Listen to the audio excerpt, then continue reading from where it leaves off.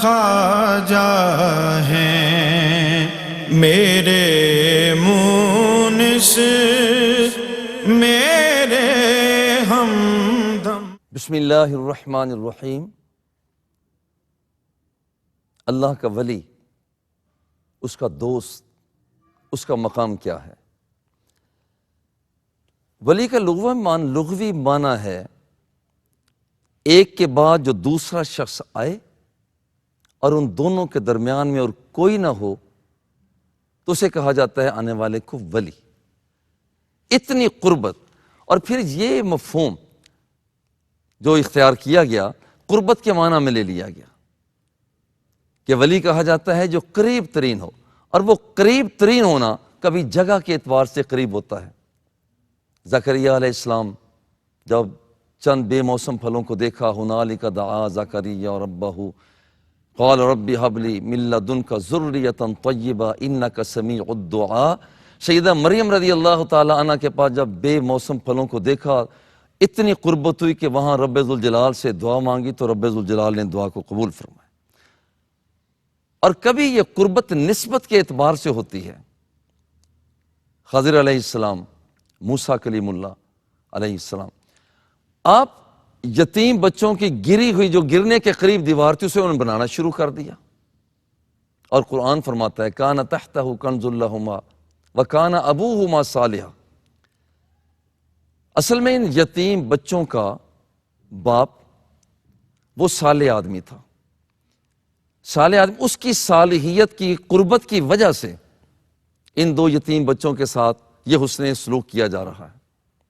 مگر لطیف بات یہ ہے، مفسرین کرام فرماتے ہیں قیل بین الغلامین و بین الابی الصالح سبعۃ آباء، ان دو یتیم بچوں اور ان کے بابا کے درمیان میں 7 پشتوں کا فاصلہ تھا،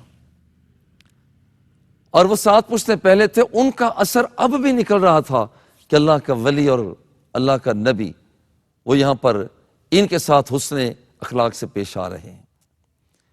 اور قربت کبھی دین کے اعتبار سے بھی ہوتی ہے، جیسا کہ یتیم بچوں کا مال اپنے مال کے ساتھ ملانے کے حوالے سے فرمائے وَإِن تُخَالِطُوهُمْ فَإِخْوَانُكُمْ فِي الدِّينِ۔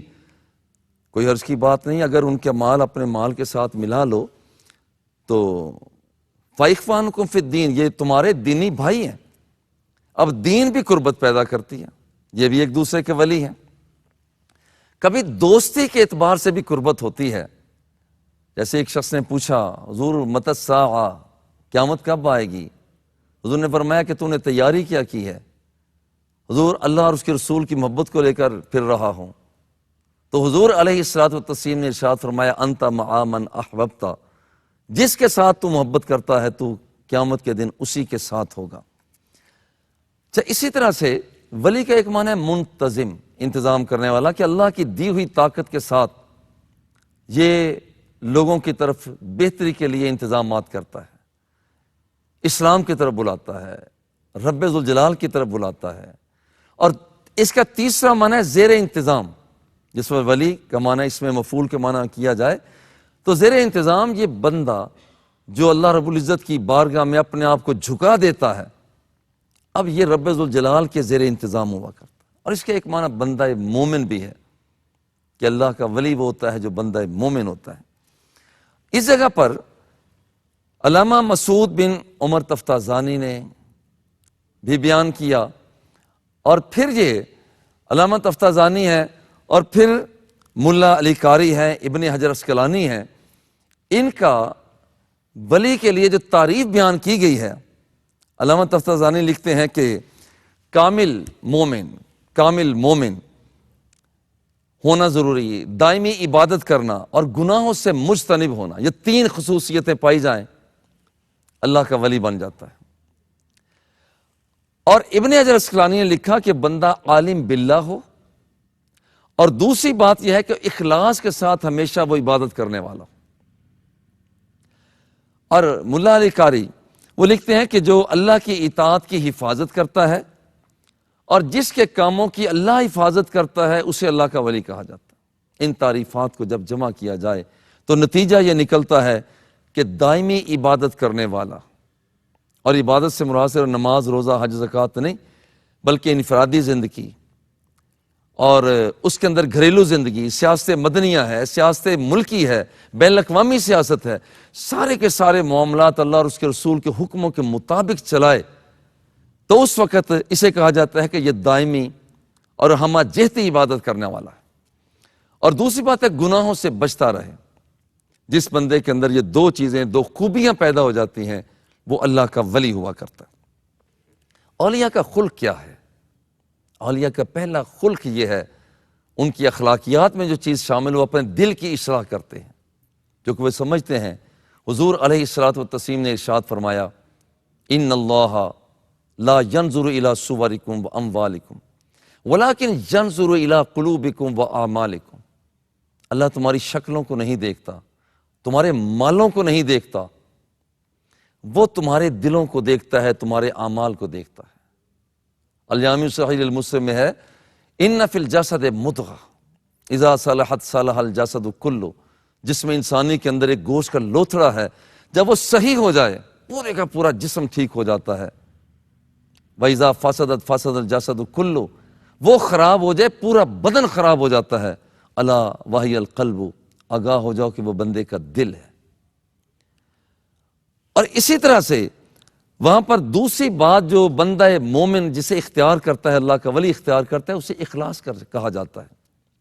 اور دیکھیے اخلاص یہ ہے کہ دودھ جو تھنوں سے نکلتا ہے نا، مادہ کے تھنوں سے دودھ نکلتا ہے، اسے اللہ فرماتا ہے لبنا خالصا سائغا للشاربین، کہ اس کے ساتھ نہ گوبر لگا ہوتا ہے، نہ خون لگا ہوتا ہے، وہ صرف خالصتاً یہ دودھ ہوتا ہے۔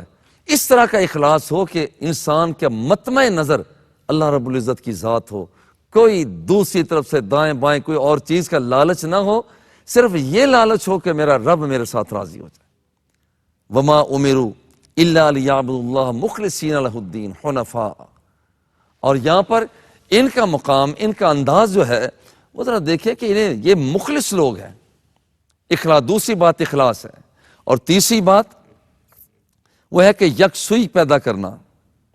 ازہد فی الدنیا یحبک اللہ وازہد فیما فی ایدی الناس یحبک الناس۔ دنیا کے اندر بے رغبت ہو کر رہو، اللہ سے رغبت رکھو، تمہارا رب تمہارے ساتھ رغبت رکھنا شروع کر دے گا۔ اور پھر یہ ہے کہ چوتھی چیز اللہ کے ولی کے لیے تزکیہ نفس، نفس کو صاف کرنا، علائشوں سے پاک کرنا، اور گناہ کو قریب نہ آنے دینا، اپنے حواس خمسہ ظاہرہ و باطنہ کو علائشوں سے پاک کر دینا۔ اللہ فرماتا ہے قد افلح من زکاہا وقد خاب من دساہا۔ اصل میں وہ بندہ کامیاب ہو گیا کہ جس نے اپنے اندر کو صاف کر لیا۔ قد افلح من تزکا، وہ بندہ تو پاک صاف ہو گیا کہ جس نے اپنا تزکیہ کر لیا ہے۔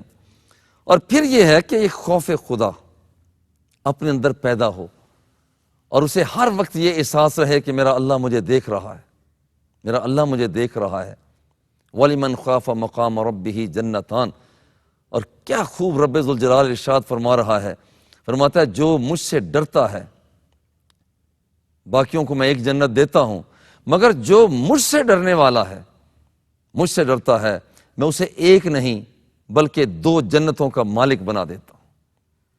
اور پھر یہ شخص یہاں پر جو درجہ ولایت تک پہنچتا ہے، ان کی راتیں سونے کے ساتھ نہیں بلکہ اللہ جل جلالہ کو مناتے ہوئے گزر جاتی ہیں۔ والذین یبیتون لربہم سجدا وقیاما، راتوں کو اٹھ اٹھ کر رب کو مناتے ہیں، اور قانون قدرت، قانون فطرت کے مطابق اللہ رب العزت کی بارگاہ میں حاضری دیتے ہیں، اور پورا نظام حیات اس طرح سے قائم کرتے ہیں جیسے اللہ اور اس کا رسول چاہتے ہیں۔ اور پھر یہ جو لوگ اس درجہ تک پہنچ جاتا ہے جسے درجہ ولایت کہا جاتا ہے، اللہ جل جلالہ ارشاد فرماتا ہے من عادی لی ولیا فقد آذنتہ بالحرب۔ دیکھو یہ اب میرا دوست بن گیا ہے، جو اس کے ساتھ لڑائی کرے گا میں خود میدان میں اتروں گا۔ وما تقرب الی عبدی بشیء احب الی مما افترضت علیہ، فرضوں کی ادائیگی کرتے رہنا تم میرے قریب آ جاؤ گے۔